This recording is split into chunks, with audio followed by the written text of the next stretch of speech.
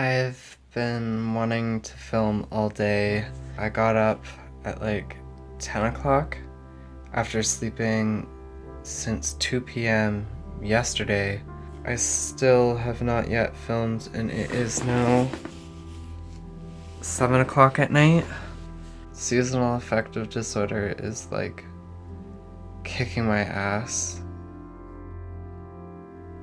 Hey everyone, it's your girl, Ayla, and I'm sure you can tell from whatever I put together from the intro that I'm not exactly feeling so hot, which is alright. It's that time of year. Seasonal affective disorder is hitting me pretty hard this time, so it was easier to film with my cell phone and in my messy bed. As I'm sure you can tell from the title, we're here to talk about my year-and-a-half hormone update, which, to be honest, is a fair bit overdue. My year-and-a-half mark was actually October 10th. First off, I would say, the biggest notice off the top of my head is body hair. I used to have to shave a number of parts. I had a lot of nipple hair going into my transition, and I had a lot of, hair on my treasure trail, around my belly button and between my breasts. I used to have to shave that somewhat frequently, even right up to the 1 year point, and to be quite honest, a lot of that has disappeared now. I have more just peach fuzz in some of these areas, but even that is starting to die down. It just continues to get lighter and fairer and shorter, which is a nice surprise. My legs I don't have to shave so often anymore. I can typically wait about a 1 week period before having to shave them again, which is kind of nice. Now there was a point over the 1 year mark where the doctor had accidentally screwed up and overwrote my prescription. I think he was writing me for 8 milligram estrogen. I was at 4, so I kind of went in the middle road and started taking 6 milligrams. At that point, I noticed that my breasts started to further continue shaping. The nipples and the areolas really grew. That's been the biggest change that way. So I'm now taking 300 milligrams of Spiro a day as well as 6 milligrams of estrogen. Now I noticed in my first year of transition, I was really kind of stuck to and dead set on a very high femme presentation. And to be quite honest, I still definitely identify as quite femme, but it's been nice not being so stuck to the pastel colors and the pinks and the being very, very girly. In looking and talking to some other trans women, it seems like a lot of the times there will be this kind of push to express and experience all the femininity you maybe missed out on throughout your life.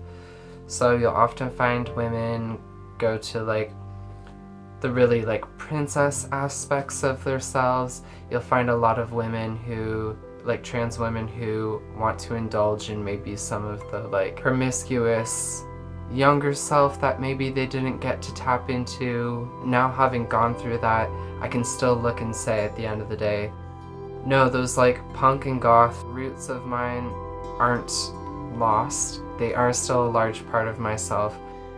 Yeah, I'm a very effeminate girl, but I'm also a punk bitch. I can still be loud and boisterous, and that doesn't cut away at my femininity at all, or my womanhood, and it's nice kind of being able to return to that.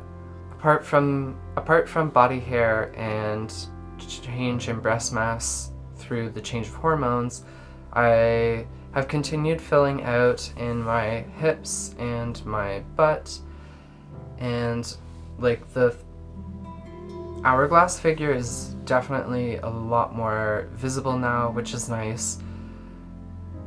I feel I really do need to work on exercise if I'm going to continue to accentuate the mass in my hips and butt, or just at least make it even more shapelier in ways that I would desire.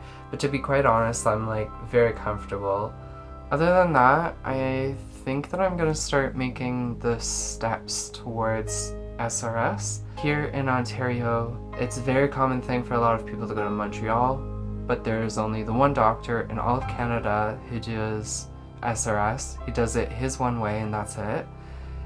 And the wait list is like 3 or 4 years last time I saw or checked. To be quite honest, I think I'm a little more keen on some of the procedures occurring in Thailand.